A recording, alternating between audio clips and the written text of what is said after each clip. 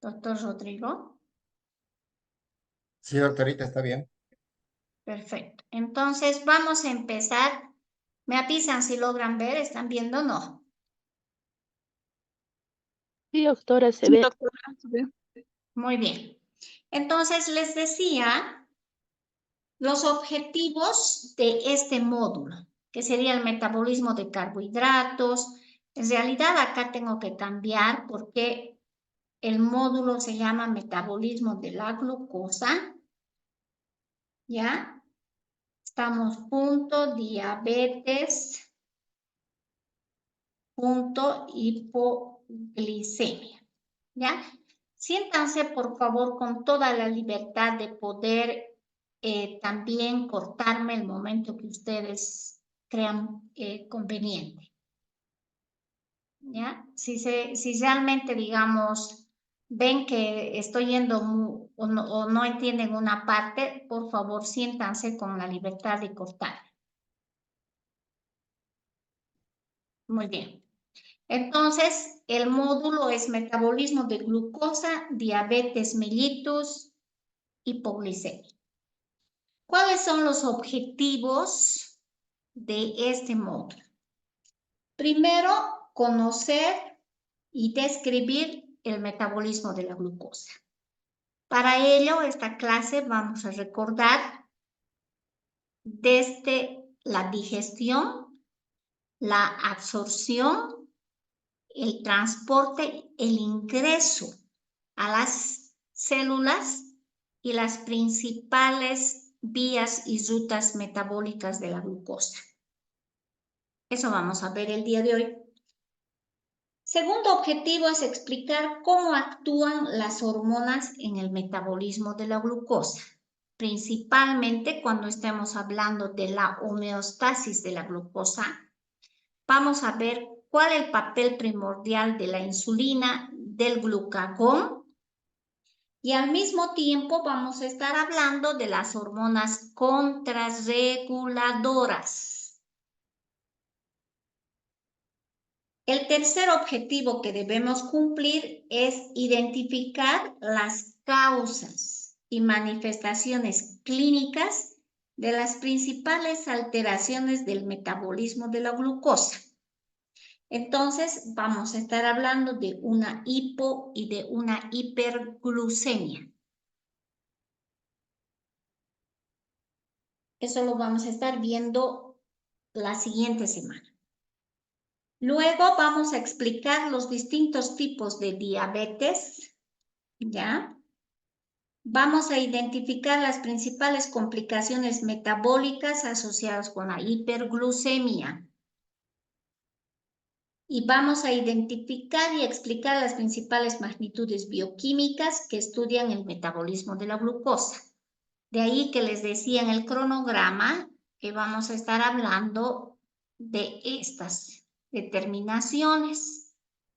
Estaremos hablando de la determinación del POE del sobrecargo oral de glucosa, POE de la detección de glucosuria, el POE de la determinación de glicohemoglobina y el POE para la determinación de fructosamina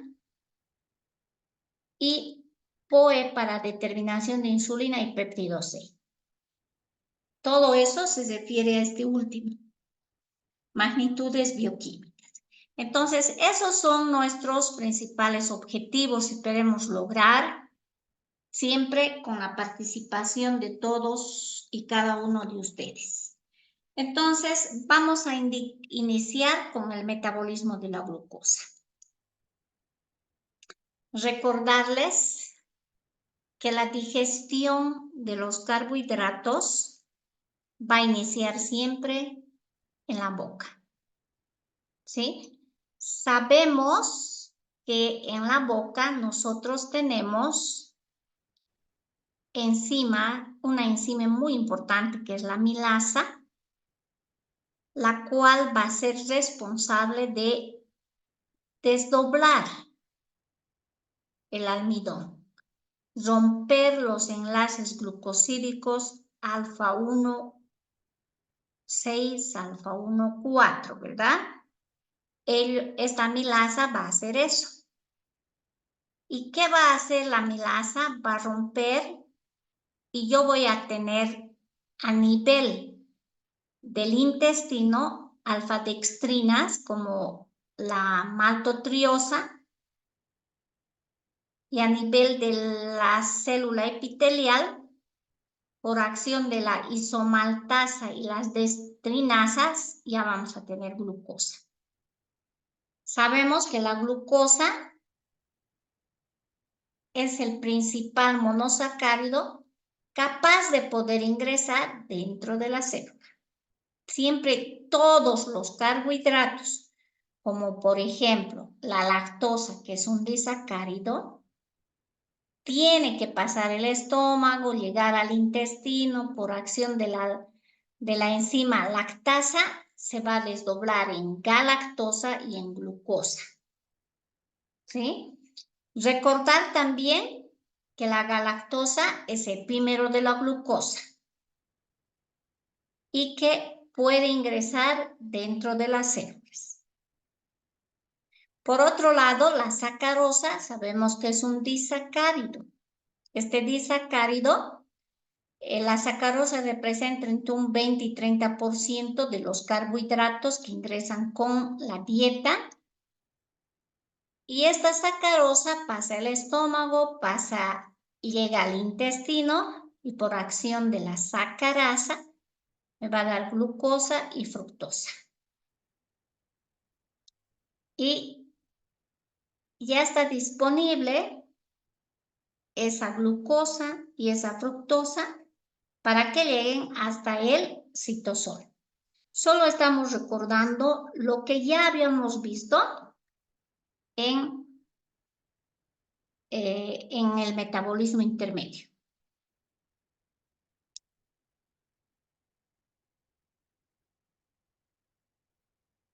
Entonces, ¿qué va a suceder? Esta glucosa que está disponible ya en el intestino, en la célula epitelial, ya está ahí. Esa glucosa es un constituyente habitual de la dieta y sabemos que es el principal sustrato que van a emplear las células para conseguir energía.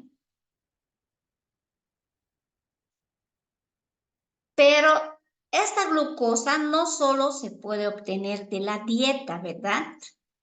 ¿De qué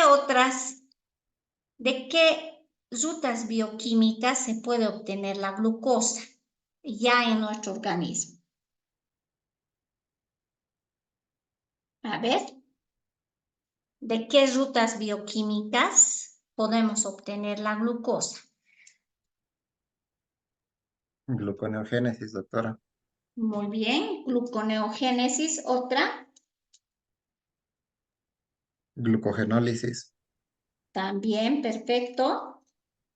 Gracias, doctor Rodrigo. Entonces, recordemos, por favor, doctores, no solo viene esta glucosa de la dieta junto con nuestros alimentos, sino también puede estar presente ya, pero en torrente sanguíneo procedente de dos rutas bioquímicas. No se van a olvidar eso, de la gluconeogénesis y la glucogenólisis, de esas dos rutas. ¿Dónde principalmente se lleva a cabo la gluconeogénesis? A ver si nos recordamos. ¿Dónde se lleva a cabo principalmente la gluconeogénesis? Hígado y riñón, doctora. Muy bien, en el hígado y en los riñones. Todo lo que hemos visto en metabolismo debemos recordar. ¿Estamos? Bien.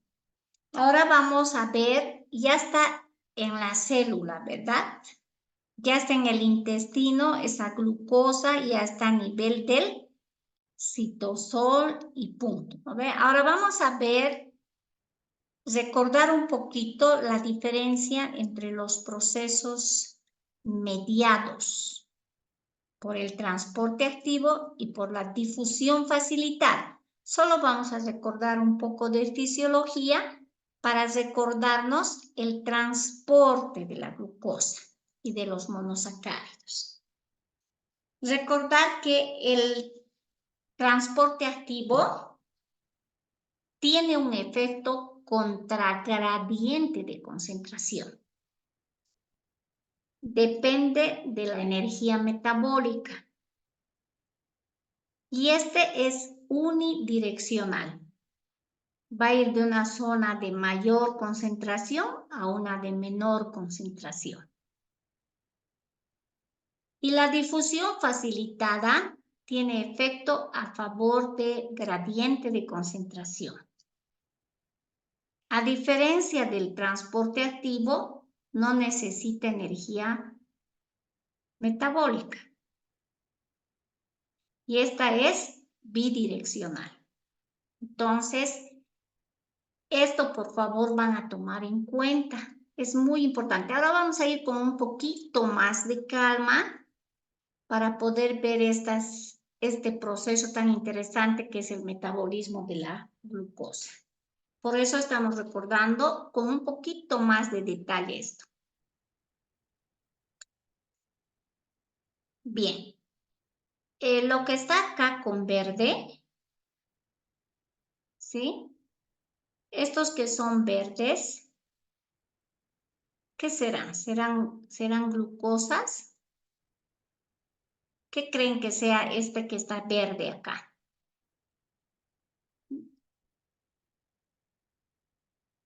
¿Será la glucosa? Una vez que la tengo acá, la glucosa en el citosol, ¿qué tengo que hacer?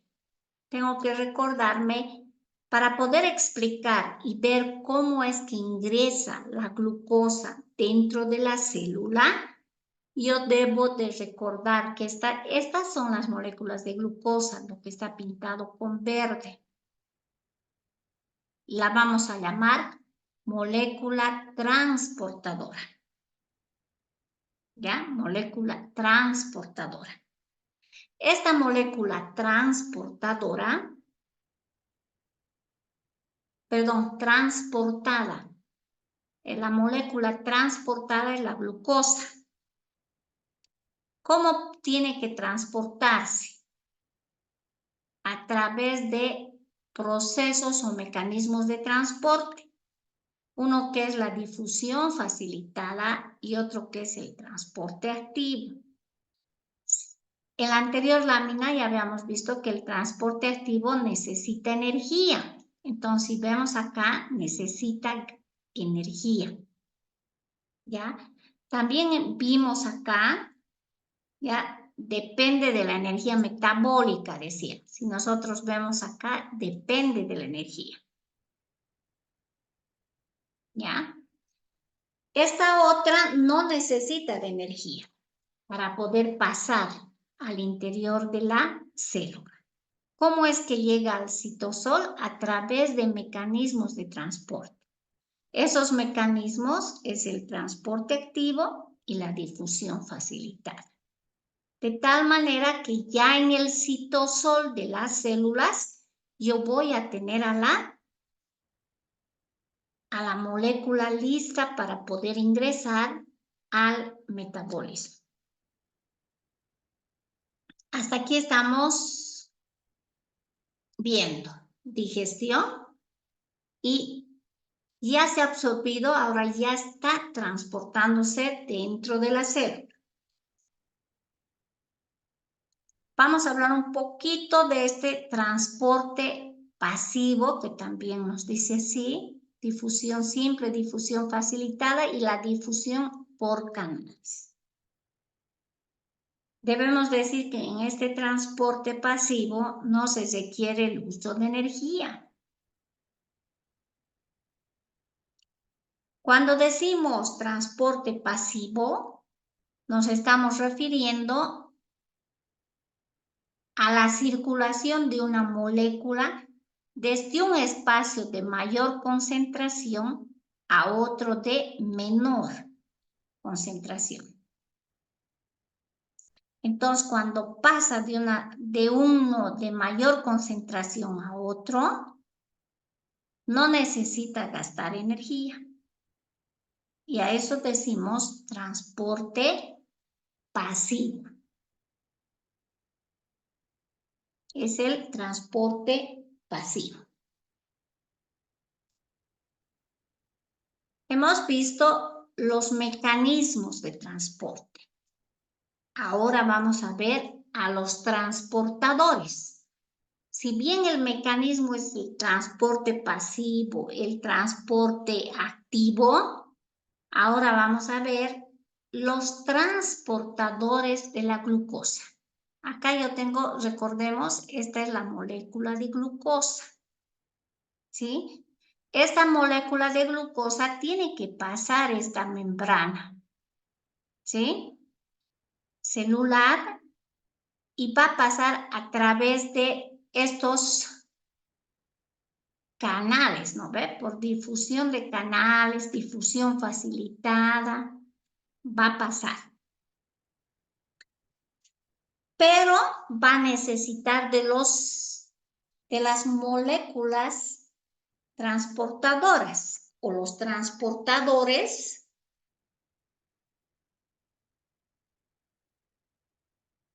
Recordad que esta molécula de glucosa es una molécula polar. Al ser una molécula polar, necesita de transportadores que pueden llevar a cabo cotransporte secundario dependiente de energía. Cuando dependen de energía, ¿cuál de las moléculas se utiliza? ¿SGLT o el GLUT? Cuando dependen de energía. Cuando esta molécula de glucosa, al ser una molécula polar, puede utilizar estos transportadores, el GLUT o el SGLT. ¿Cuál de estos transportadores depende de energía? A ver, los voy escuchando.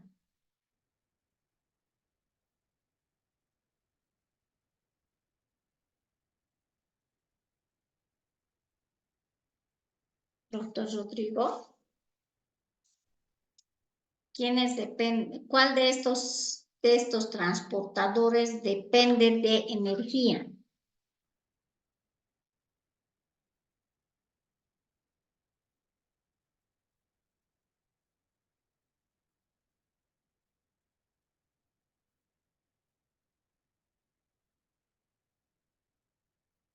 Doctora Dayana, ¿está allí?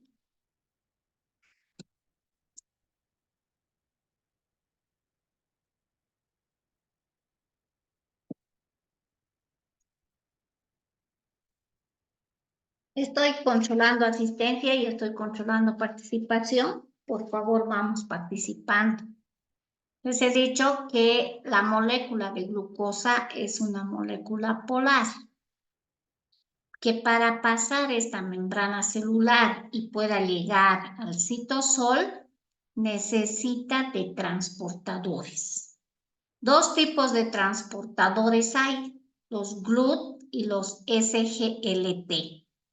La pregunta es, ¿cuál de estos transportadores depende de energía?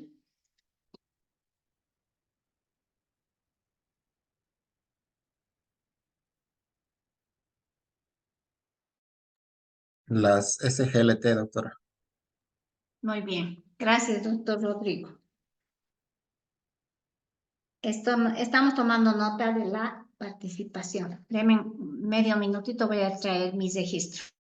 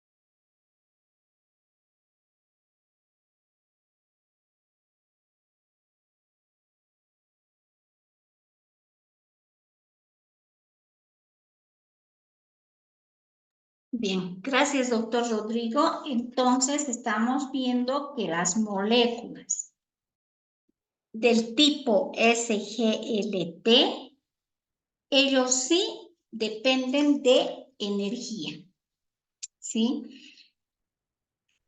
En cambio, estas moléculas transportadoras del tipo GLUT realizan solo por difusión facilitada, ¿ya? Ellas requieren o no requieren de energía.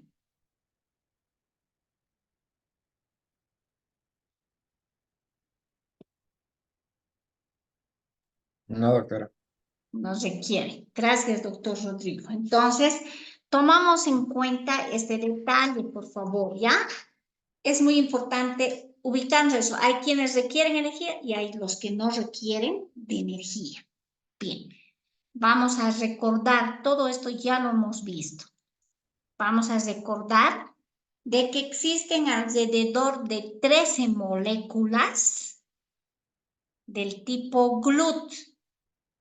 ¿Se acuerdan? Hemos visto GLUT1, la GLUT1 que se encuentra principalmente en la nefrona proximal, pero también está en los glóbulos rojos. Es responsable de transportar la glucosa a nivel de la barrera hematoencefálica, también a nivel del corazón. GLUT1. La GLUT2, esta no es específica para glucosa porque puede transportar también galactosa y fructosa, pero ella juega un papel muy importante en el hígado, en el páncreas y en el intestino delgado. ¿Ya? Su función principal es regulador de glucosa a nivel del páncreas. La GLUT3, ella transporta glucosa y galactosa, principalmente en el cerebro, en la placenta, en el hígado, en el riñón, en el corazón y, ¿por qué no, en los espermatozoides? El GLUT3. Ahora ustedes me dirán, ¿dónde está GLUT4? La estoy reservando. GLUT5, esta transporta fructosa. En la anterior presentación del metabolismo intermedio les decía que también GLUT5 se ha encontrado en los espermatozoides. ¿Ya? Pero sin embargo, ella también se va a encontrar en el enterocito. ¿Ya?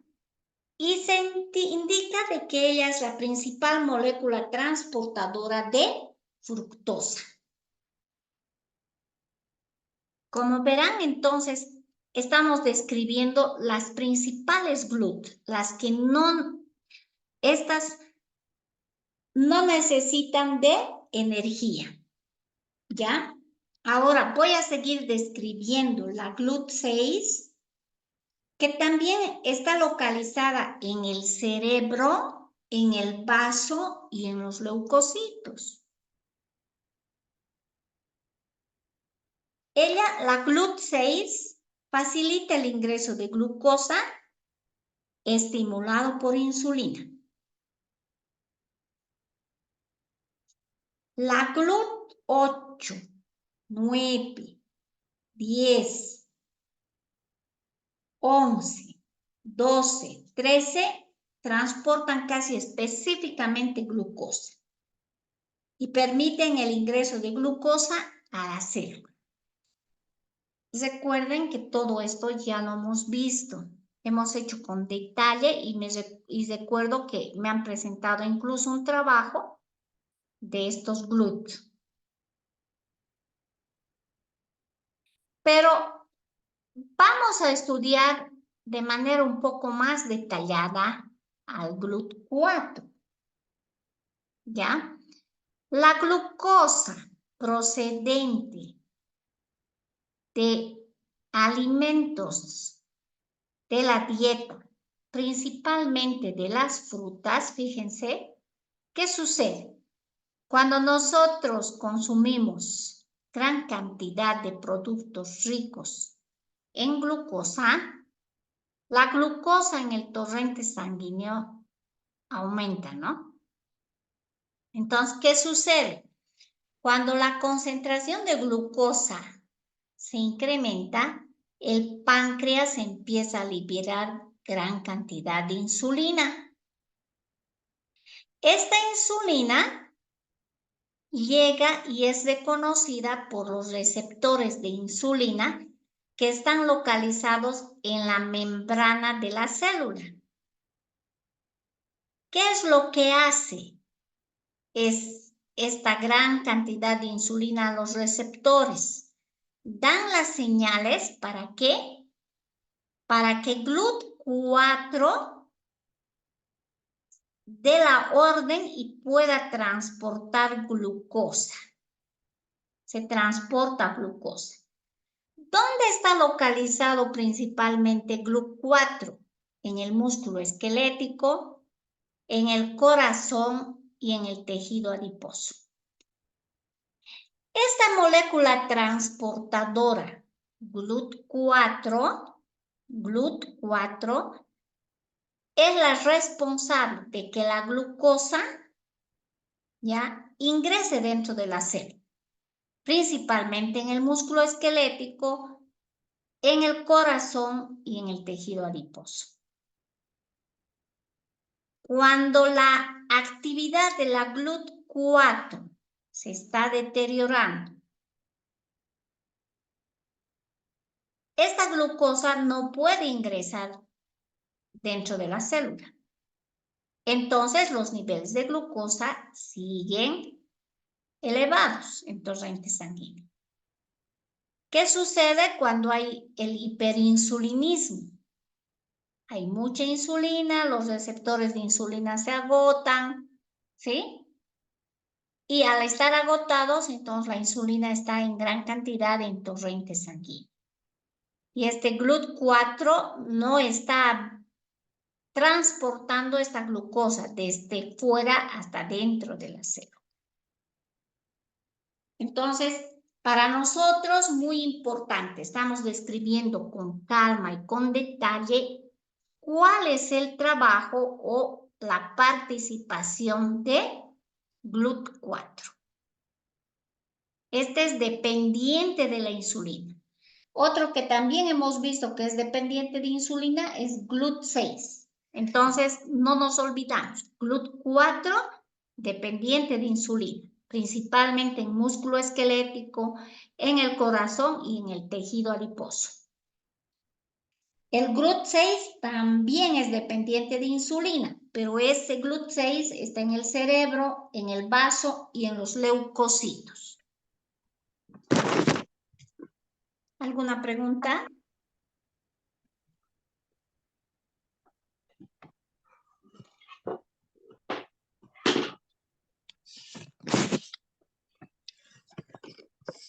Alguien tiene activado su micrófono.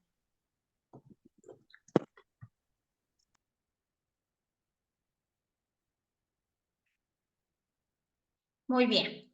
Ahora un poquito más de detalle del GLUT4. En el músculo esquelético, ¿cómo se transporta la glucosa? Fíjense. ¿Qué es GLUT4? Nos pregunta. Transportador de glucosa del músculo esquelético, tejido adiposo que les dije y corazón. Si vemos aquí, músculo esquelético, tejido adiposo y corazón. En respuesta a la insulina y a la contracción muscular se activa, permitiendo el paso de la glucosa a la célula. Ahora yo les voy a preguntar, ¿por qué estamos hablando de este transportador de glucosa GLUT4? Ustedes ¿Qué creen o cómo explican que un paciente diabético, que es ordenado en su comida, que trata de hacer su actividad lo mejor que puede, pero sus niveles de glucosa siguen elevados en torrente sanguíneo? Está controlando su alimentación, hace ejercicios, pero ejercicios suaves o hace poquito tiempo, pero sus niveles de glucosa siguen elevados. ¿Qué estará pasando con ese paciente? ¿Y qué está pasando o por qué sus niveles de glucosa en torrente sanguíneo están elevados? A ver, les escucho, por favor.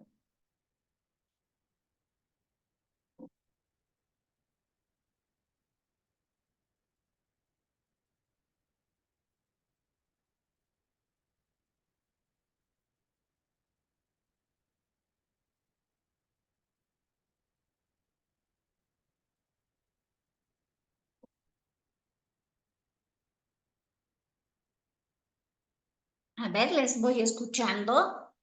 Si yo tengo un paciente diabético que maneja sus niveles de glucosa 180, 200, cumple a cabalidad consumo de medicamentos, cumple a cabalidad con la alimentación, el ejercicio no es tan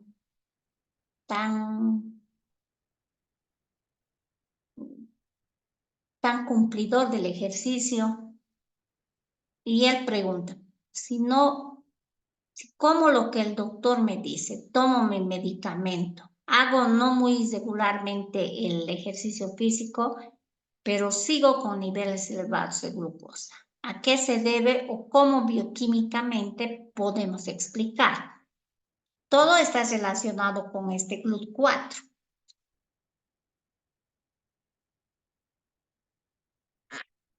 ¿Cómo podemos explicar? Doctor Rodrigo, doctora Silvia, doctora Lobo, cualquiera de los tres, a ver. ¿Cómo explicamos que en ese paciente que es diabético sus niveles de glucosa están elevadas si cumple tomando el medicamento, come lo que tiene que comer, pero el ejercicio no es muy riguroso? ¿Cómo explicamos? Podría ser, Doctora, doctora, ya que creo que la doctora quería responder. A sí, ver, doctor. adelante. Después usted, doctor. Ya, Adelante, doctor. como dice, ¿no? En respuesta a la contracción muscular, entonces, si el paciente no hace ejercicio, en vano va a cumplir su tratamiento, va a tomar sus medicamentos, su dieta, pero si no hace ejercicio, no se va a activar el transporte. La GLUT4 no se va a activar, entonces no va a haber transporte de la glucosa. Ya, doctora Lobo, ¿no? Bautista. Ah, Bautista. Ya, muy bien. Doctora Bautista, Tatiana Bautista, ¿no? Ya. Sí, Muy bien, doctora, está bien. Doctor Rodrigo. Justamente era eso, doctora, y puede ser que o tiene tal vez resistencia a insulina o falta de insulina que justamente no está logrando la traslocación de la GLUT4 a nivel de la membrana plasmática y pues no hay la captación de glucosa. Ya, muy bien. Bien. Esta lámina nos explica bastante bien, ¿no? ¿Por qué? Porque la GLUT4 va a ser activada gracias a este ejercicio físico, pero de fuerza, con una buena contracción muscular. Como GLUT4 está principalmente en músculo esquelético, en el corazón para facilitar el ingreso de la glucosa dentro de la célula y se lleve a cabo todo este proceso, nosotros necesitamos un ejercicio físico de fuerza. ¿Ya? A ver, ejercicio físico de fuerza. ¿Para qué? Para activar a la GLUT4, que está principalmente en el músculo esquelético y facilita ese transporte de la glucosa. Eso es lo que necesitamos. Ahora, estos transportadores SGLT, fíjense, son transportadores dependientes de sodio. ¿Ya? Depende del sodio.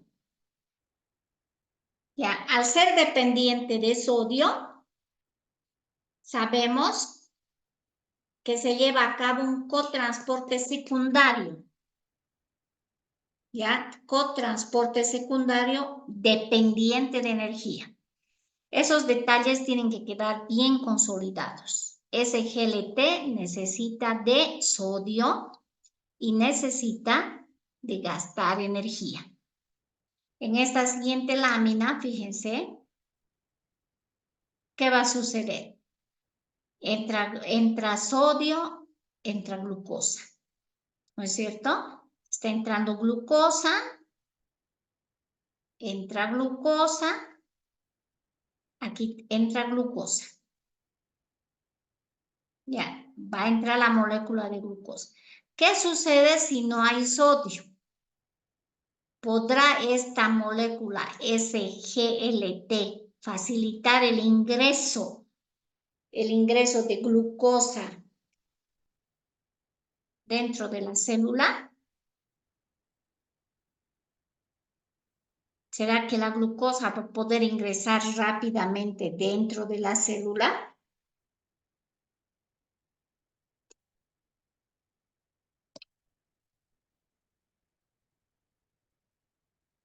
Aquí ustedes van a ver, fíjense, si yo tengo mucha glucosa y esa glucosa que está circulando tiene que ingresar dentro de la célula y tiene que hacer a través del transporte de sodio mediado por los receptores SGLT, necesito que haya también buena concentración de sodio en torrente sanguíneo. Esta es la base fisiopatológica para explicar por qué un paciente diabético también es hipertenso. ¿Por qué? Porque automáticamente el paciente que ya está con una hiperglicemia necesita ingresar esa glucosa dentro de las células para que se lleve a cabo el metabolismo, necesita de sodio. Entonces, ¿qué hace? Empieza a consumir también más productos que tengan sodio. ¿Para qué? Para facilitar el ingreso de la glucosa dentro de la célula a través de los receptores SGLT. Ustedes van a ver de que siempre, por lo general, es la dupla. Hiperglicemia, diabetes versus hipertensión. ¿Sí o no? ¿Y por qué es eso? Porque empezamos a consumir más sodio. Y al consumir más sodio, entonces, ¿qué va a suceder? Vamos a tener más en torrente sanguíneo el sodio y lógicamente este va a estar relacionado con la elevación de la presión arterial.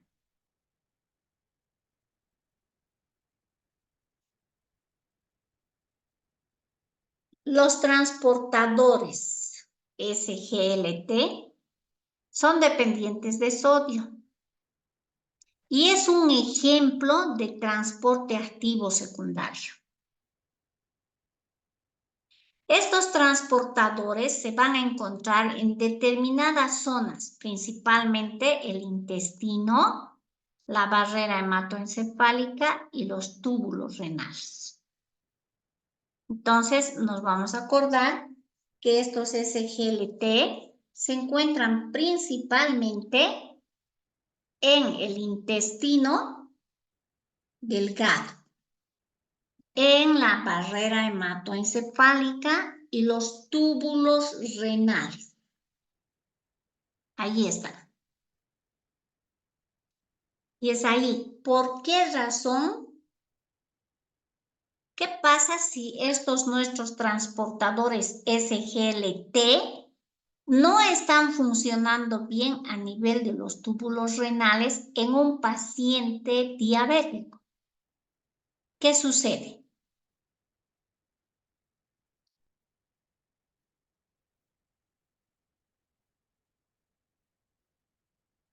A ver, les escucho. ¿Qué sucede cuando estos transportadores no funcionan bien a nivel de los túbulos renales?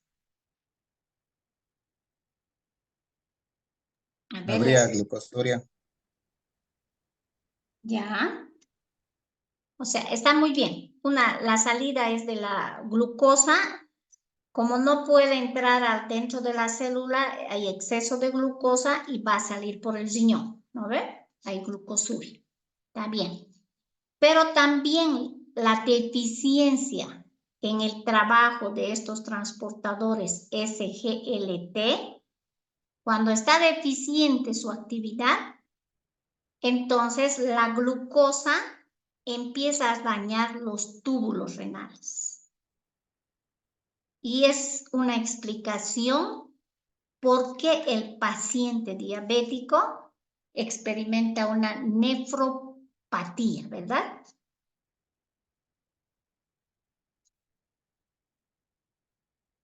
Estamos hasta aquí, estamos entendiendo por qué se dañan los riñones, porque hay deficiencia en la actividad de estos transportadores del tipo SGLT.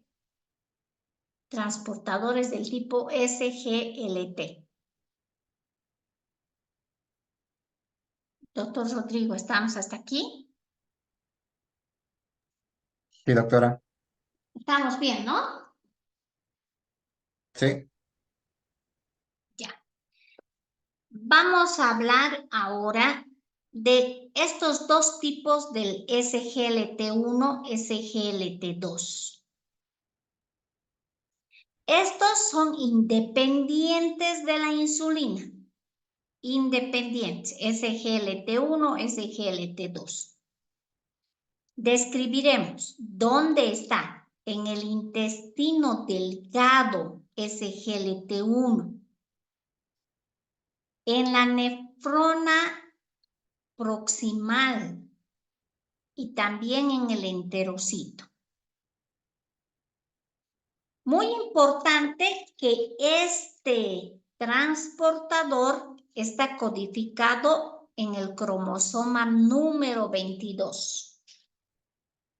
Fíjense esto, tiene alta afinidad por la glucosa. Por lo tanto, tiene una Km baja. Ya, tiene una Km baja.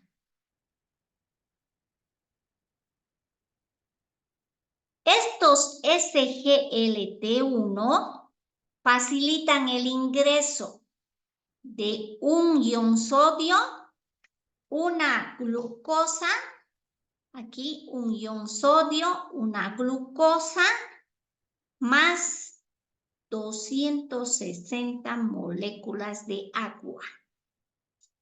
Eso es lo que hace SGLT1.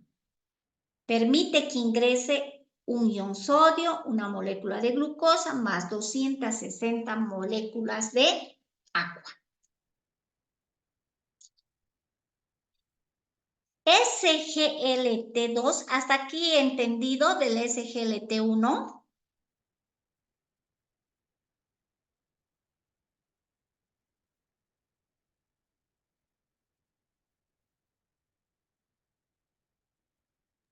Sí, doctorita. Sí, Ya, muy bien. ¿Está bien así o estoy yendo muy suave? Si quieren, aumento un poquito. Está bien, doctor. Ya, gracias, doctora.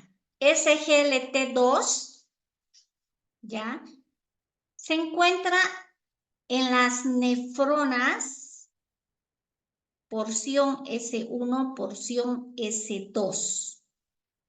Este no está en el intestino. Cuando este SGLT2 tiene muy buena actividad y está desarrollando perfectamente su trabajo, se reabsorbe el 90% de la glucosa filtrada. ¿Sí? Entonces, cuando SGLT2 está funcionando bien, se reabsorbe el 90% de la glucosa filtrada. Este transportador está codificado en el cromosoma 16. En cambio, el SGLT1 estaba en el cromosoma 22. Estos son los principales transportadores SGLT1 y el T2. El T3, SGLT3, no hay referencia en humanos, solo en cerdos hasta la fecha. No sabemos qué pasa. ¿Ya? Entonces, estos dos nos interesan.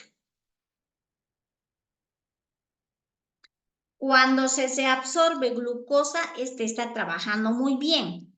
En pacientes diabéticos que ya no pueden reabsorber glucosa y hacen que salga, este transportador SGLT2 está alterado. Para que no nos olvidemos, estos son transportadores independientes de la insulina. Transportadores independientes de la insulina.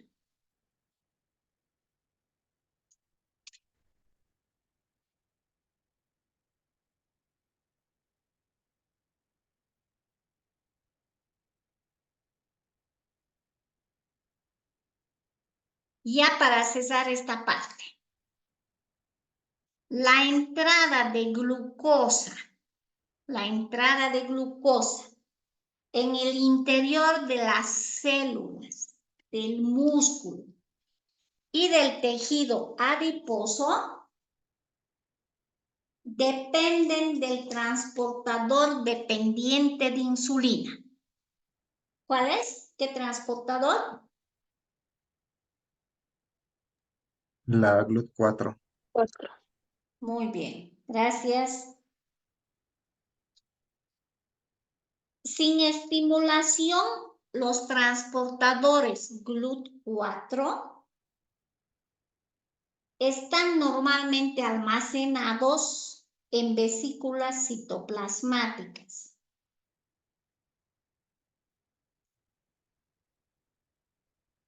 Cuando la insulina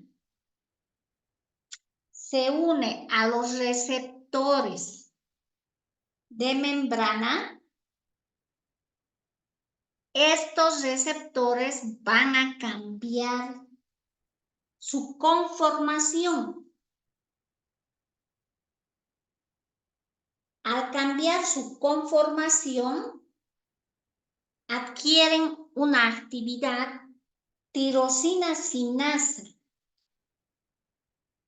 Se autofosforilan y fosforilan varias proteínas de la cascada de señalización. De tal manera que se produce una traslocación de las vesículas hacia la membrana celular. Se traslocan y vienen acá a la membrana celular, con el que va a aumentar el número de transportadores GLUT4. De tal manera que va a facilitar el ingreso de las moléculas de glucosa ¿Al interior de quién? ¿Del adipocito o del miocito? Dando lugar a la finalización del estímulo de tal manera que las vesículas se interiorizan de nuevo por un mecanismo en el que participa la clatrina. ¿Qué será la clatrina? A ver. Un minuto para que se expongan. ¿Qué será la clatrina? Yo les estoy diciendo de qué.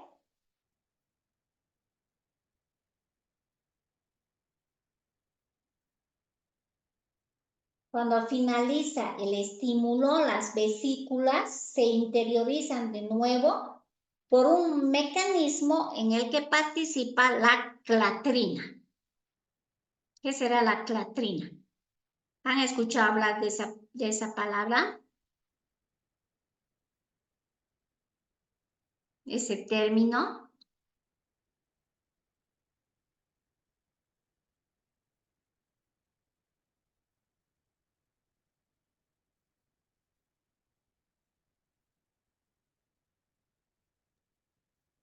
Doctorita, buscando lo que es la clatrina, indica que es una proteína que forma el recubrimiento de las microcavidades de membranas celulares, donde se sitúan receptores de lipoproteínas. Entonces son receptores de lipoproteínas y especialmente se encuentran, dice, estos en el hígado y en otros tejidos periféricos como los ovarios y la corteza adrenal. Gracias, doctora Silvia.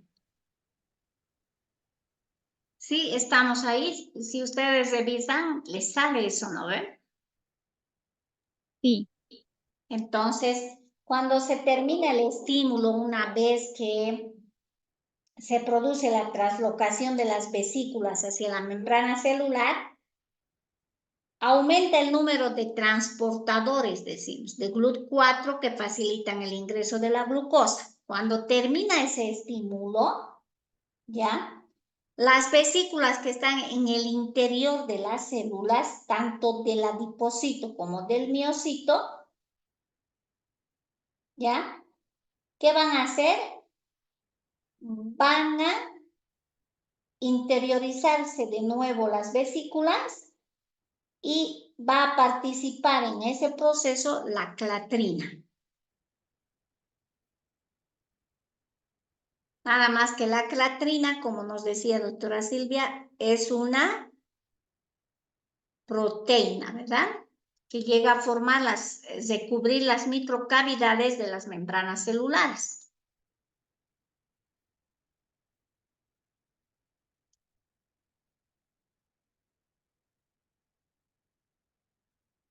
Bien.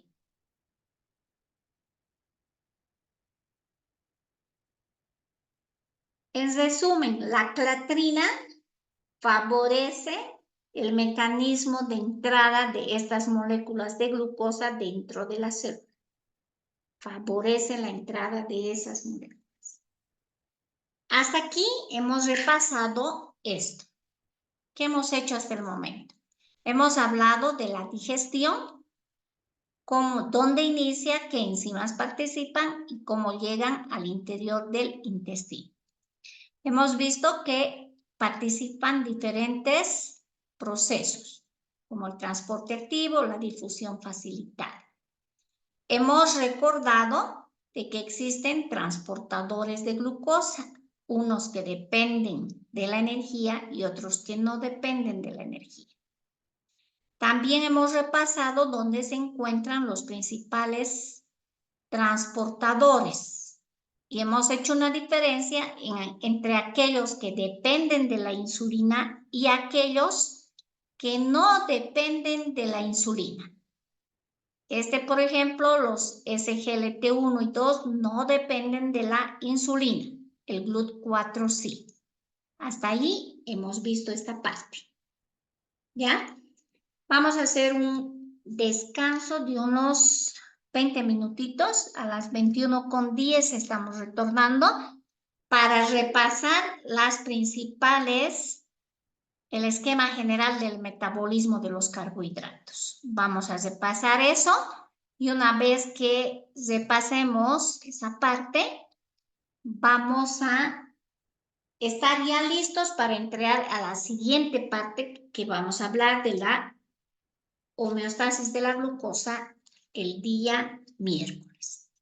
Entonces, un pequeño descanso hasta las 20:10. Ya, doctorita, está bien, gracias. No, a usted.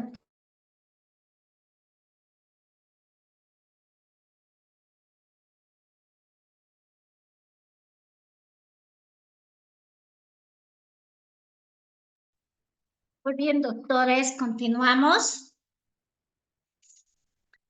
Trataremos de terminar en hora para que descansen y mañana puedan continuar con sus actividades normales.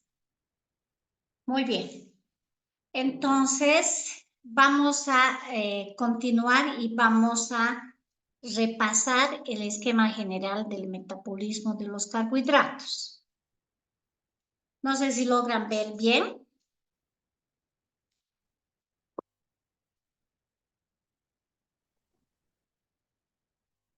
Doctor Rodrigo, ¿está ahí? Sí, doctora, se ve. Ya, muchas gracias. Entonces, vamos a recordar todo el metabolismo de los carbohidratos, principalmente aquellas vías metabólicas que nos interesan, ¿sí? Vamos a iniciar, ¿no? Con este recordatorio, recordando cuáles son las principales rutas metabólicas de la glucosa. Sabemos que esta glucosa que viene del proceso de la digestión, absorción, transporte y todo eso está disponible a nivel de la vena porta, junto con su isómero fructosa y su epímero galactosa, que van a llegar por medio del sistema de la vena porta y todos se van a convertir en glucosa. Esta glucosa puede convertirse en glucógeno cuando hay exceso de glucosa por un proceso que se llama glucógenogénesis. Cuando disminuyen los valores de glucosa en torrente sanguíneo, se moviliza este glucógeno hasta glucosa y el proceso se llama glucógenolisis.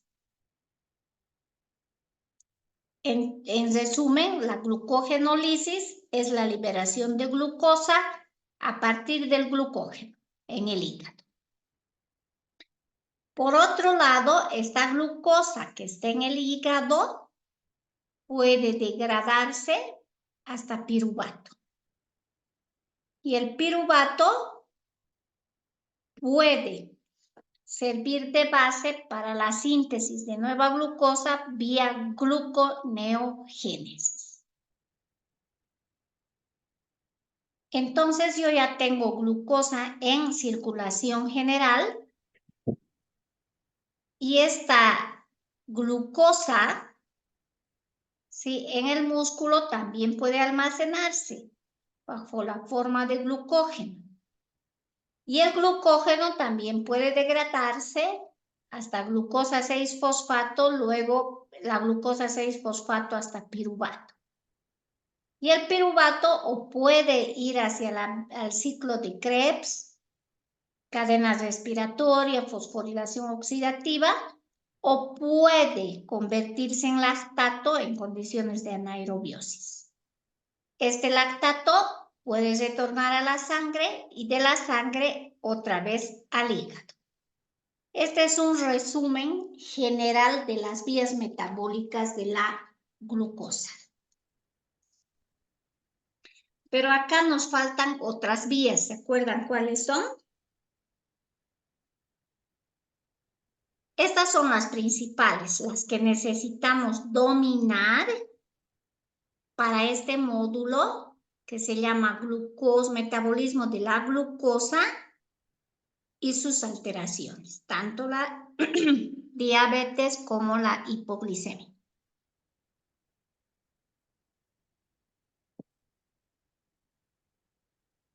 Entonces, hablaremos primero de esta primera vía, que va a ser la glucólisis, también llamada vía de Embden-Meyerhof. Sabemos que esta vía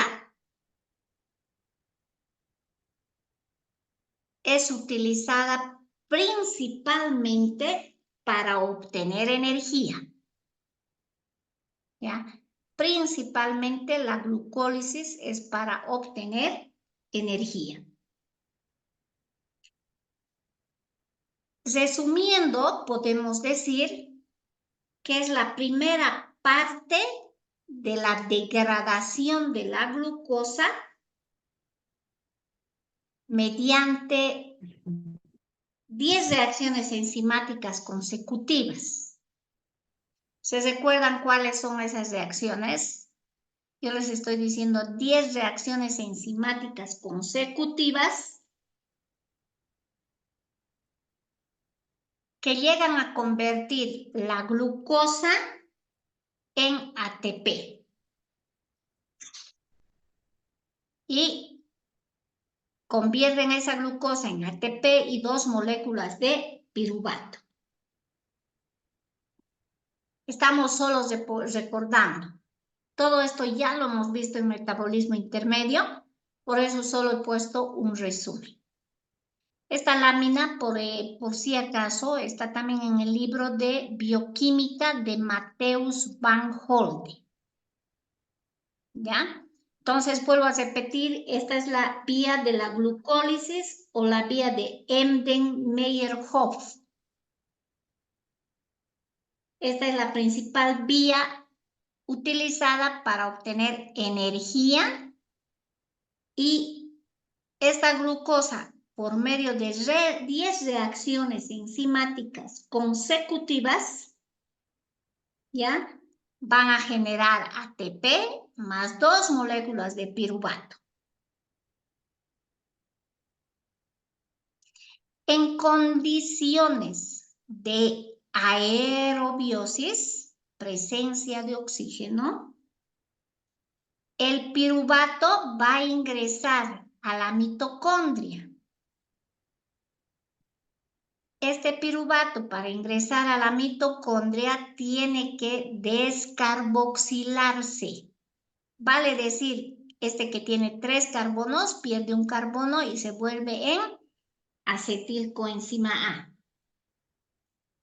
que va a ser su enlace con el ciclo de Krebs.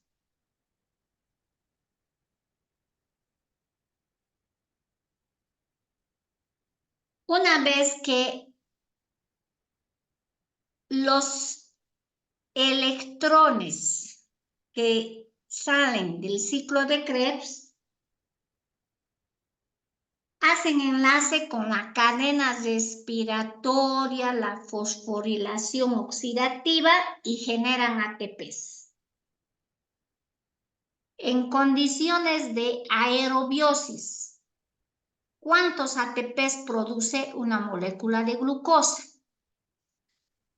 Cuando hay presencia de oxígeno, ¿cuántos ATPs produce una molécula de glucosa? ¿Se acuerdan?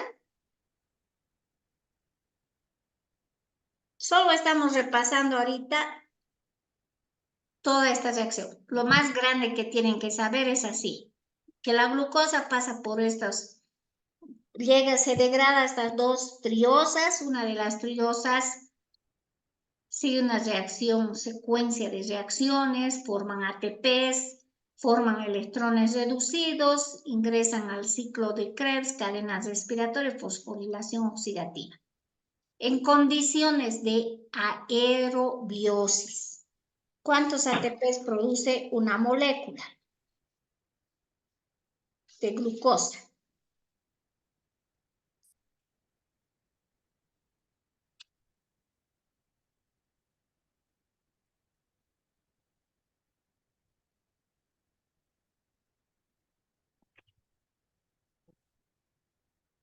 En condiciones de aerobiosis, una molécula de glucosa, ¿cuántos ATPs produce?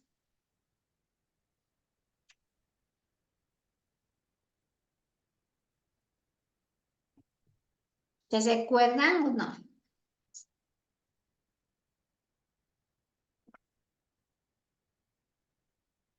Solo estamos repasando. Tenemos que repasar, fíjense, hoy tenemos que repasar. Cuando esta glucosa se degrada hasta piruvato, hace su enlace con la cadena respiratoria, fosforilación, estamos en este. Cuando hay oxígeno, una molécula de glucosa llega hasta piruvato, 2 de piruvato, y estos 2 de piruvato ingresan al ciclo de Krebs, cadena respiratoria, y producen energía. ¿Cuántos ATPs produce una molécula de glucosa vía glucólisis en condiciones de aerobiosis? De 30 a 32, doctora. Bueno, cuando calculamos por 2.5 más o menos le sale así, ¿no ve? Pero normalmente redondeando decimos de 36 a 38. Doctora Canaviri, ¿no? Sí, doctora. Estoy anotando, tomando nota de los registros. Doctora Alina Castro, ¿está? No me ha contestado. Evelyn Alina Castro.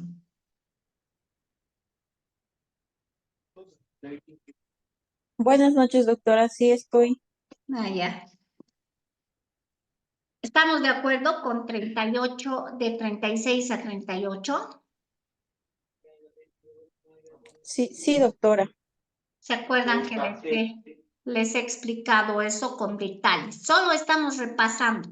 Hoy estamos haciendo un refresh de todo lo que vimos en el metabolismo intermedio. Esta primera clase, el objetivo es hacer un repaso, ¿ya?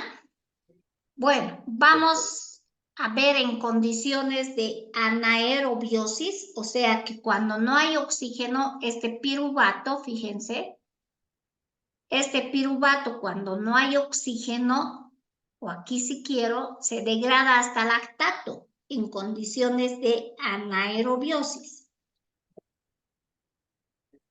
¿Ya? Entonces, ¿qué decimos? En condiciones de anaerobiosis, ¿qué le pasa a esta glucosa? Al piruvato se degrada hasta lactato.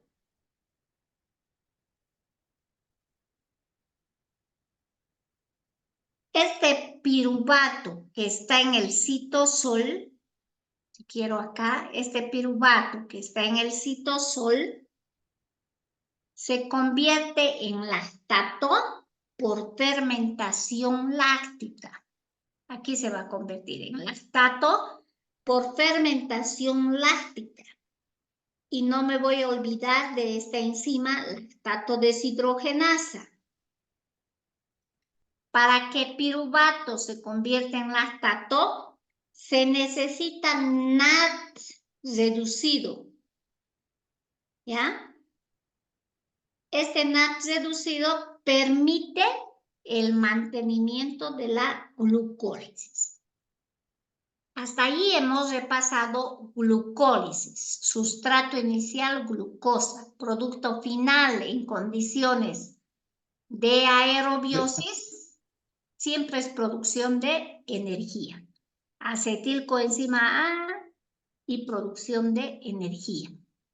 En condiciones de anaerobiosis, el piruvato se convierte en lactato por medio de la fermentación láctica. Hasta ahí hemos repasado glucólisis. ¿Ya? ¿Para qué estamos repasando la glucólisis? Porque nosotros tenemos que recordarnos qué sucede con cada una de estas vías para comprender por qué hay hipoglicemia, por qué existe hiperglicemia, por qué hay resistencia a la insulina. Todo eso tenemos que recordarnos y para eso estamos repasando las vías metabólicas de la glucosa. Me debo recordar también en la glucólisis quiénes son las hormonas relacionadas con su regulación. ¿Ya? ¿Qué hormonas están relacionadas con su regulación?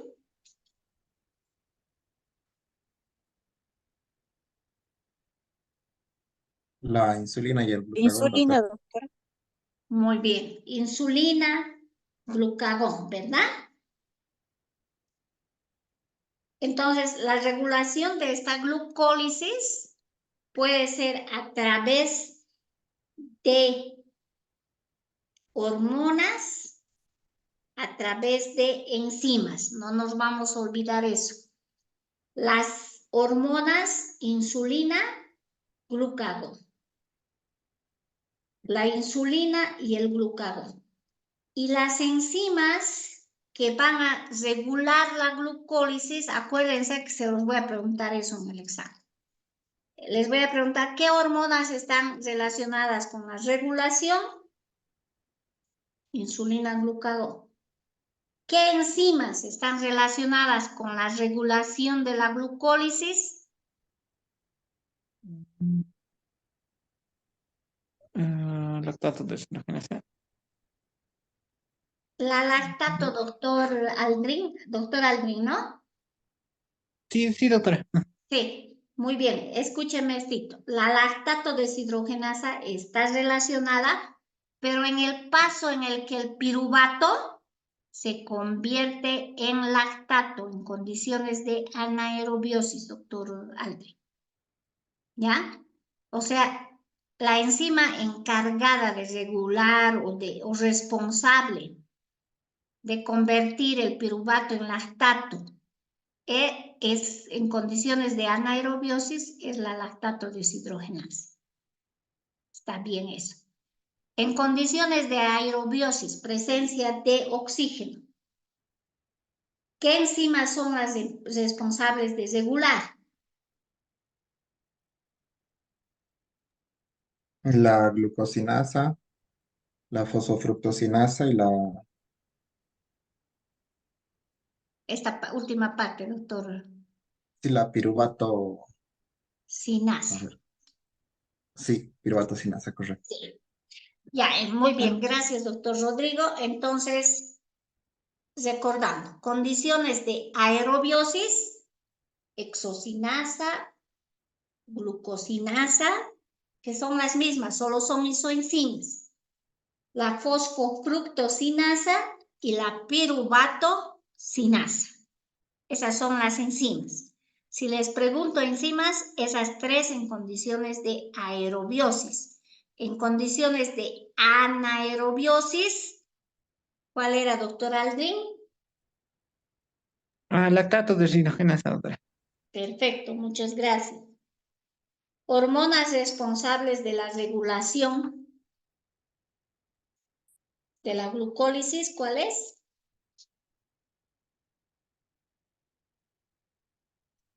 Doctor Rodrigo.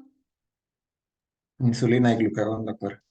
Ya, no nos olvidamos esas dos porque cuando estemos hablando de hormonas reguladoras y contrarreguladoras, vamos a hablar de ellas, ¿ya? Muy bien. ¿Alguna pregunta, doctoras, respecto a esto? Estamos repasando solo las principales vías metabólicas de la glucosa. ¿Alguna pregunta?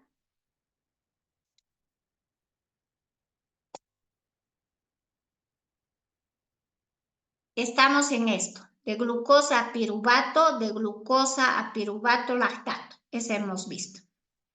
Ahora vamos a estudiar esto. Cuando existe gran cantidad de glucosa, se tiene que almacenar bajo la forma de glucógeno.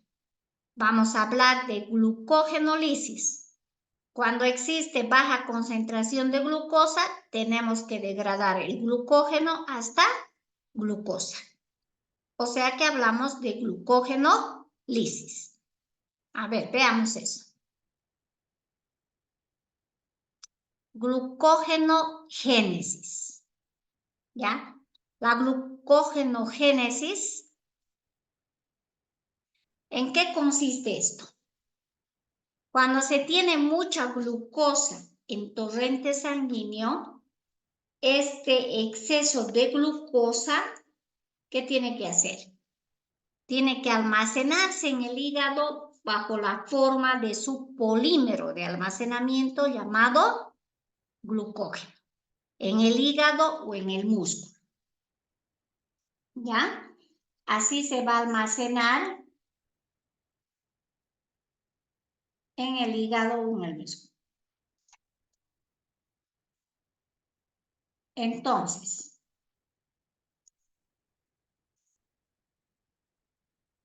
¿qué va a suceder? Primero decimos que este glucógeno, que es el polímero de almacenamiento de la glucosa, ¿ya?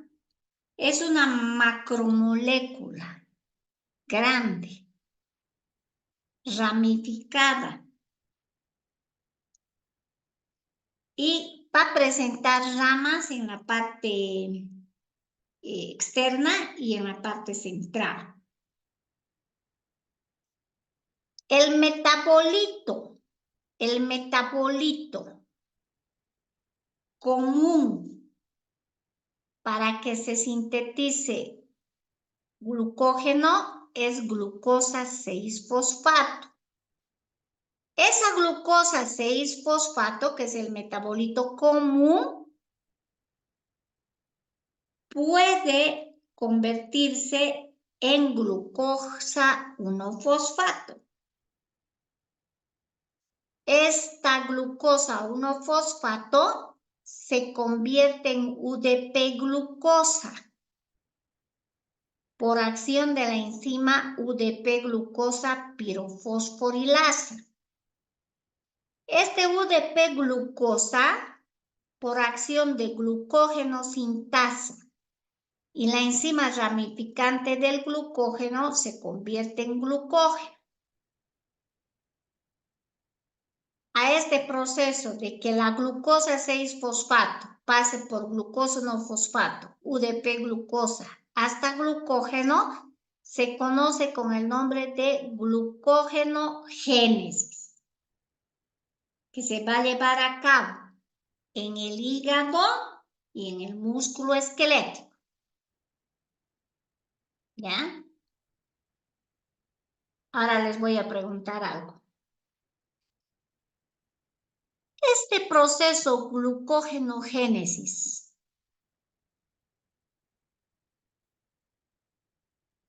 estará bloqueado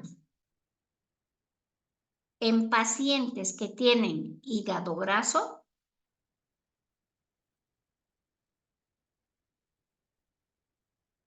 La glucógenogénesis, que es conversión de glucosa 6-fosfato en glucógeno o almacenamiento de glucosa 6-fosfato bajo la forma de glucógeno, estará bloqueado en pacientes con hígado graso.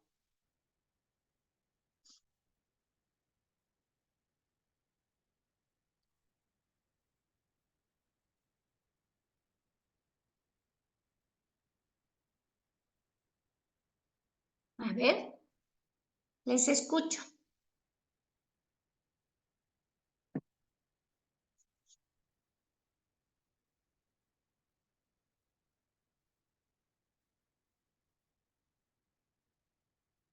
¿Qué pasa cuando hay esteatosis hepática, cuando hay esteatosis hepática grado 1 o cuando existe un hígado graso?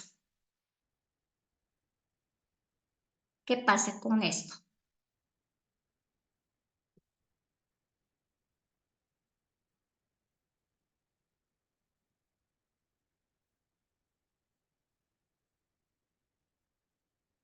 Doctores, ¿están ahí?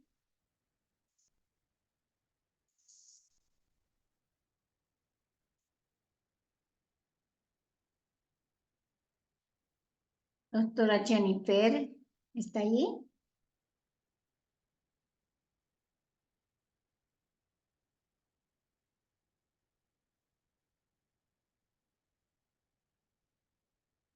Doctora Jessica Vargas.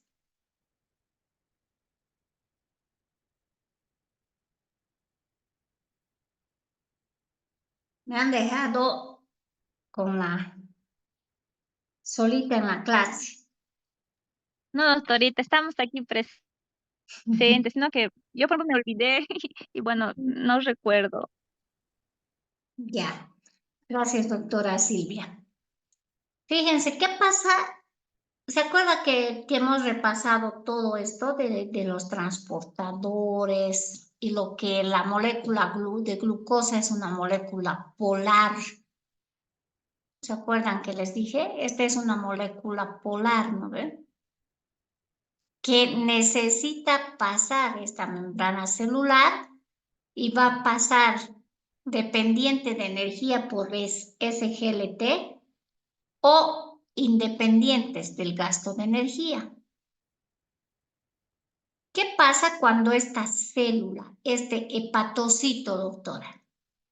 Hagamos de cuenta que es esto el hepatocito, ¿ya? Cuando el hepatocito está lleno de grasa, porque el hígado graso se caracteriza porque hay acúmulo de gran cantidad de grasa, ¿verdad? ¿Qué pasa Sí. cuando este hepatocito está cubierto de grasa?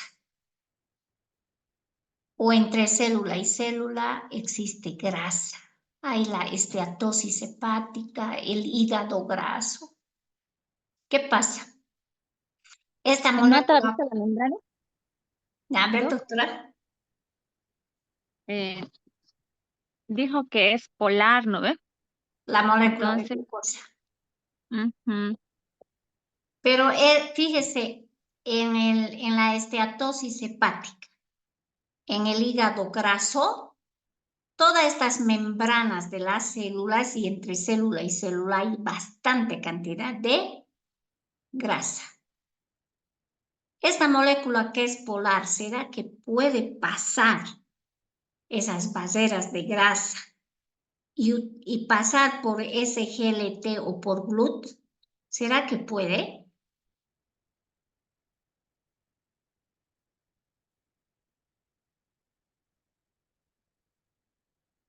Esta es polar.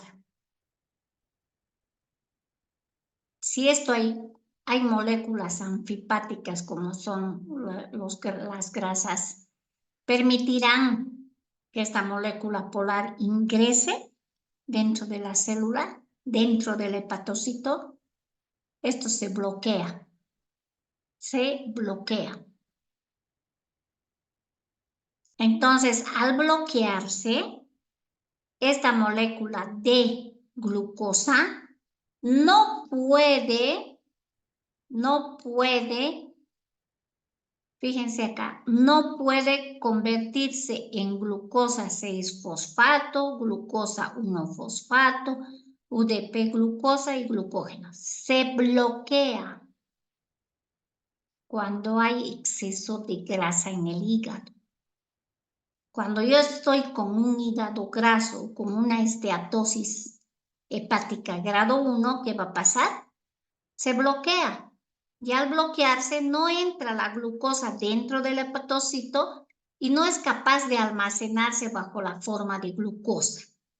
Entonces, ¿qué pasa con esa glucosa? Continúa circulando en torrente sanguíneo y el efecto, ¿qué es? Efecto inicial, hiperglicemia. Desenlace fatal, diabetes. Entonces, todo esto se bloquea, doctora Silvia. Todo eso se bloquea. doctorita, Imagínense. y cuando digamos ese hígado graso una vez detectado, se es tratado, ¿esto puede ser reversible? Claro, cuando está con una esteatosis hepática grado 1 o ese hígado graso está iniciando, y ahí le dice el médico, ¿no? Le dice, usted está iniciando un hígado graso o tiene una esteatosis hepática grado 1, tiene que entrar a un régimen alimenticio, tiene que ser su plan de alimentación diferente, baja en carbohidratos, baja en grasa. Y ahí también funciona muy bien lo que son los ayunos intermitentes como tratamiento. Cuando hay un ayuno intermitente o cuando yo consumo menos carbohidrato, consumo menos lípido, ¿qué estoy haciendo? Que no exista gran cantidad de glucosa, ¿no ven? Que no haya gran cantidad de glucosa en torrente sanguíneo. Entonces, al no haber gran cantidad de glucosa en torrente sanguíneo, para llegar al hígado por el sistema de la vena porta, va a llegar aquí. Miren, va a llegar, va a estar en circulación general, tiene que llegar al hígado, la glucosa, y como ya no está disminuyendo esa capa aislante de grasa, estoy en tratamiento y hay poca cantidad de glucosa, entonces ese hígado va a empezar a reaccionar. Y la poca glucosa que se tiene va a poder pasar esas barreras, convertirse en UDP-glucosa, UDP-glucosa y almacenarse bajo la forma de glucógeno. Eso es lo que sucede. Cuando ustedes estén presentando el trabajo del síndrome metabólico, tienen que explicar simplemente con procesos bioquímicos. ¿Cuál es la causa del síndrome metabólico? ¿Qué rutas bioquímicas están alteradas en el síndrome metabólico? ¿Cuál es la solución? Tratamiento, cuidar las vías metabólicas. ¿Ya? Entonces, eso es lo que pasa cuando se tiene el hígado graso. Pero cuando no se tiene el hígado graso, ¿qué sucede? Se forma el glucógeno y ese glucógeno en el hígado es una fuente de glucosa cuando bajan los niveles de glucosa en sangre. ¿Sí? Entonces, el glucógeno cuando está en el hígado es una fuente de glucosa para el mantenimiento de los niveles de glucosa en sangre. ¿Qué pasa en el músculo? ¿Ya? ¿Será lo mismo? ¿Será cumplir el mismo papel funcional que en el hígado?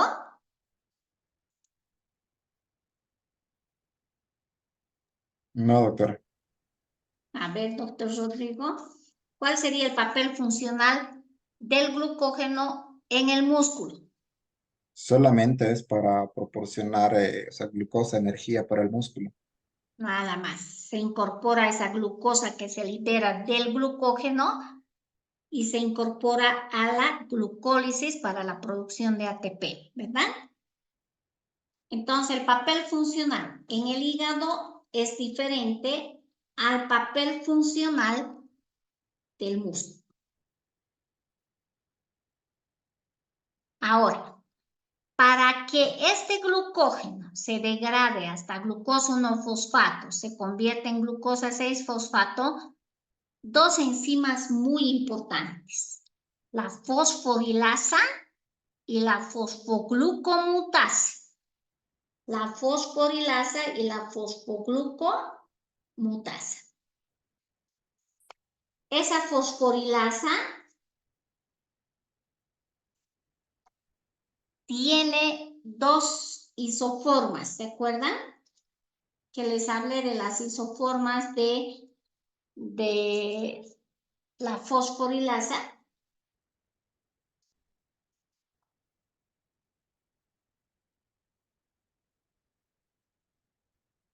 ¿Se acuerdan o no?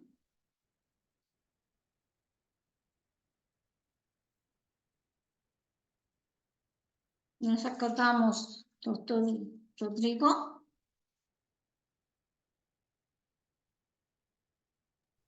No, doctorita, no me estoy acordando ahorita. Ya, a ver, ¿alguien? Doctora Lobo, ¿se acuerda cuáles son las formas de la fosforilasa? Eso nos tenemos que acordar. ¿No? No, doctora. Ya. Dos formas, doctora Lobo. La forma A, que es la activa, que está unida al fósforo. La fosforilasa A, que va a ser la activa y que se encuentra unida al fósforo. Y la forma B es la inactiva, que está sin fósforo.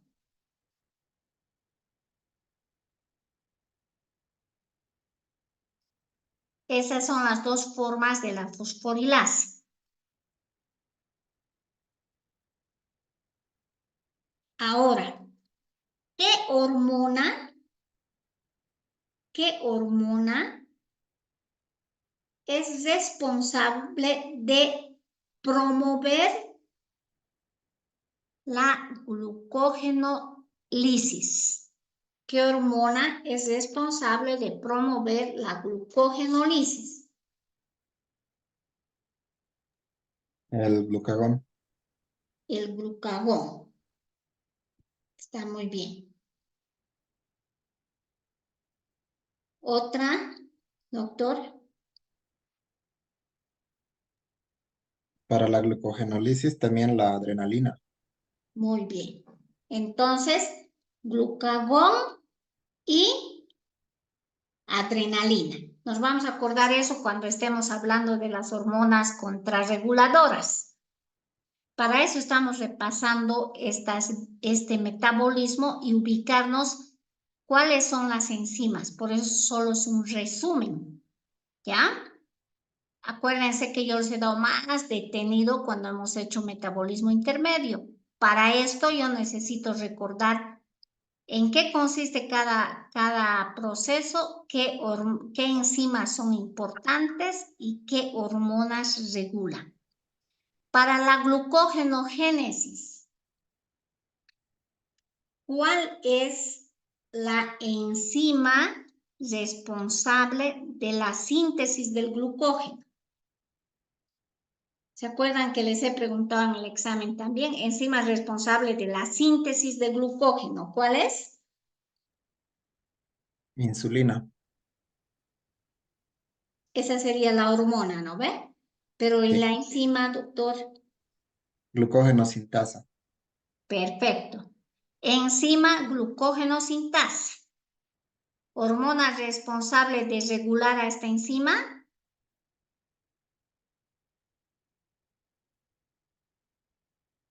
Hormona La insulina. Perfecto. No nos vamos a olvidar. Glucógeno sintasa, la enzima responsable de regular síntesis de glucógeno. Ella puede ser regulada por la insulina. Proceso inverso, glucogenólisis. Enzima que no me debo olvidar, fosforilasa. Hormonas responsables de regular a la fosforilasa, adrenalina y glucagón. Glucagón. Muy bien, estamos hasta aquí, ¿no ve? Dos formas que hemos dicho, la forma A y la forma B de la fosforilasa. ¿Alguna pregunta del metabolismo del glucógeno?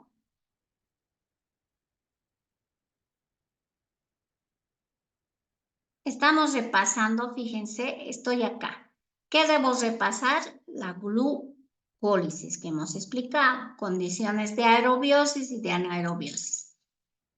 Luego estoy repasando cómo se sintetiza el glucógeno, cómo se degrada el glucógeno, qué enzimas importantes están ahí y cómo se regula, a través de qué hormonas. Eso estoy repasando. Ahora me toca repasar este otro proceso, gluconeogénesis. Gluconeogénesis. Voy a repasar. La gluconeogénesis, que quiere decir síntesis de glucosa a partir de fuentes que no sean azúcares. ¿Se recuerdan cuáles son los sustratos iniciales para síntesis de glucosa vía gluconeogénesis? Estoy acá. Este sentido, fíjense, no pude encontrar una lámina más bonita, más resumida.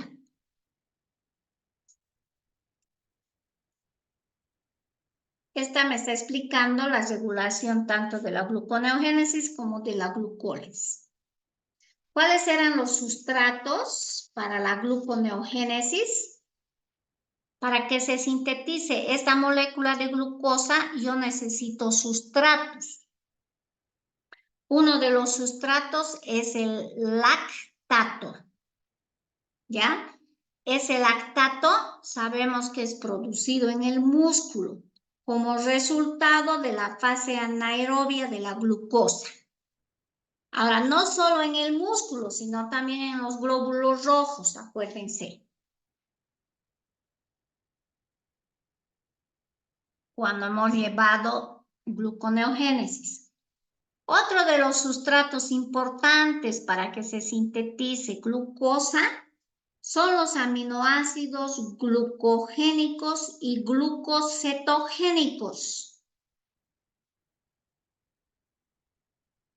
El más importante de los aminoácidos es la alanina. El más importante. Otro de los sustratos para la síntesis de glucosa es el glicerol. Este glicerol es proveniente de la hidrólisis de triacilglicéridos en células adiposas. Ya, el glicerol proviene de la hidrólisis de triacilgliceroles en las células adiposas.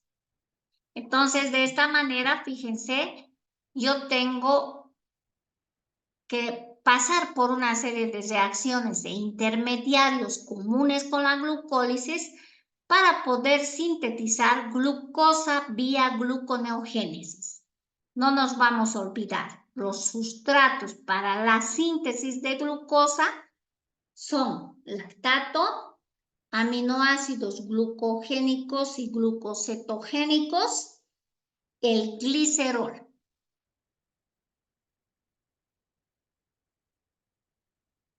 Ahora,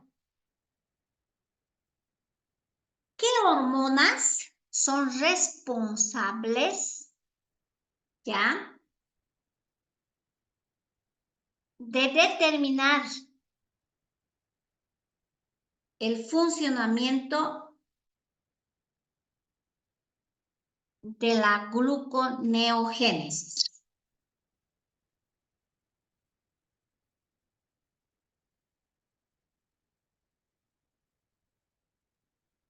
Insulina y glucagón también, doctor. Otra vez nos encontramos con insulina y glucagón, ¿verdad? Otra vez, gracias, doctor Rodrigo. Otra vez me estoy encontrando con estas hormonas, ¿ya? Entonces, ¿qué digo yo? La gluconeogénesis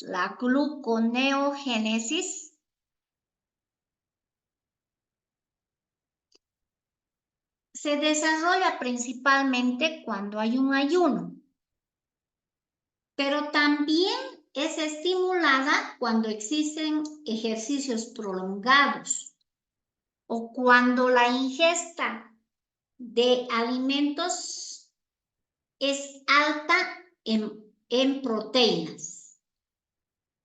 Y también se estimula la gluconeogénesis cuando existen situaciones de estrés alto.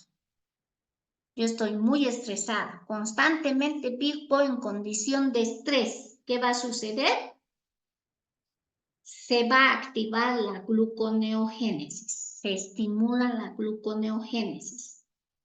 No quiero comer unos alimentos pues balanceados como se tiene que comer verduras, proteínas y carbohidratos. Solo quiero comer exceso de proteínas.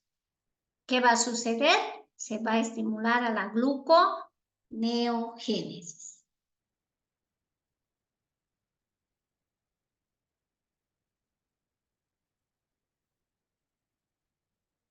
Ahora, ¿qué enzimas son responsables de que funcione la gluconeogénesis? Primero yo voy a tener la enzima piruvato carboxilasa. ¿Ya?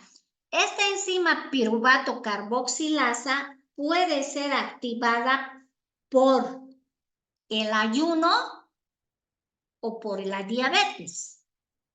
También puede ser activada por el glucagón o por los corticoides. Por esa es la razón de que los corticoides, cuando se administran, pueden ser responsables de que se active la gluconeogénesis y los niveles de glucosa se aumenten. ¿Ya? También una de las razones por las que un paciente diabético no debe consumir o no debe utilizar corticoides es porque estimula la gluconeogénesis. ¿Ya? Ahora, estos glucocorticoides no solo van a estimular a la piruvato carboxilasa, también pueden estimular a esta otra enzima que se llama fosfoenol piruvato carboxicinasa. Fosfoenol piruvato carboxicinasa. También estimula esa enzima. Ahora, ¿quiénes serían inhibidores de piruvato carboxilasa y de fosfoenol piruvato carboxicinasa? Ya les he explicado que estas dos enzimas juegan un papel importante en la regulación de la gluconeogénesis. Les he dicho de que estas pueden ser activadas por el ayuno, por la diabetes, pueden ser activadas por el glucagón y por los glucocorticoides. Entonces, piruvato carboxilasa y fosfoenol piruvato carboxicinasa, ¿qué hacen? Son estimuladas por el glucagón, por los glucocorticoides, por el ayuno, por la diabetes. ¿Para qué? Para que se sintetice más glucosa. ¿Quién puede inhibir a la gluconeogénesis? Principalmente a estas enzimas. La insulina. La insulina. Otra vez estoy con las hormonas. Insulina, glucagón, ¿verdad? Entonces, fíjense, la insulina es la que va a frenar a piruvato carboxilasa y a fosfoenol piruvato carboxicinasa.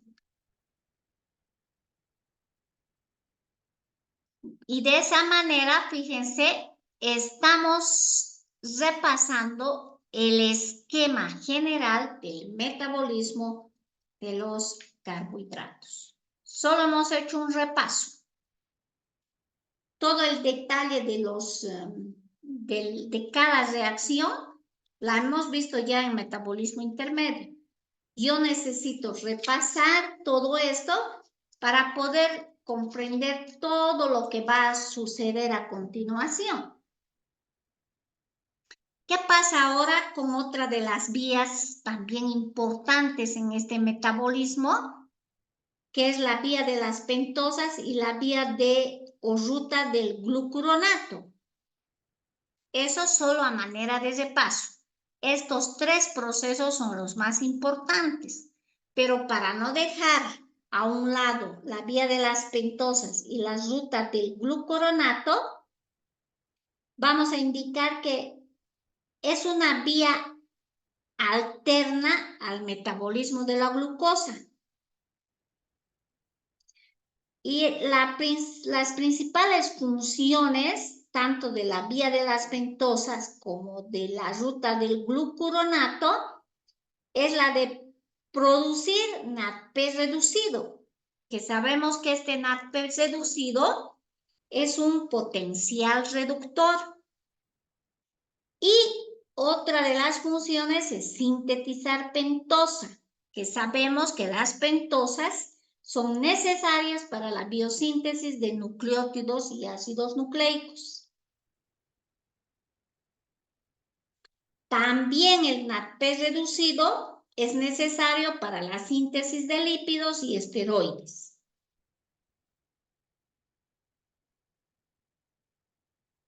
También el NADP reducido es importante para las reacciones de neutralización de los radicales libres.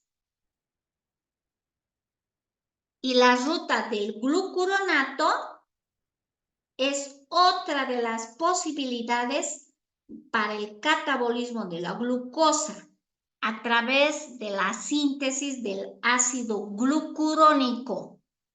El ácido glucurónico necesario para la conjugación, de los metabolitos que no son hidrosolubles.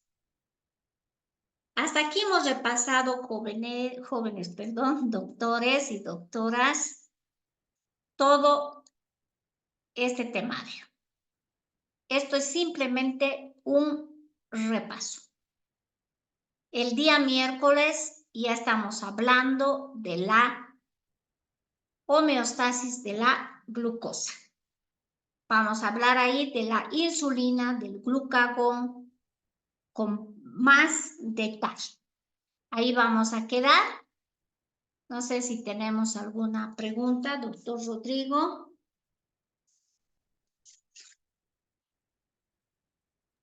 No, doctorita, ninguna consulta. Hemos repasado lo que hemos hecho en una semana la anterior vez, ¿no? Sí, doc. Pero cuando ya tenemos el conocimiento es mucho más fácil, ¿verdad? Es mucho más fácil de poder comprender. Bien, los voy a dejar descansar, doctores. Nos estamos viendo el día miércoles a las 19:00. Que tengan muy buen descanso y mañana una excelente jornada. Buenas noches.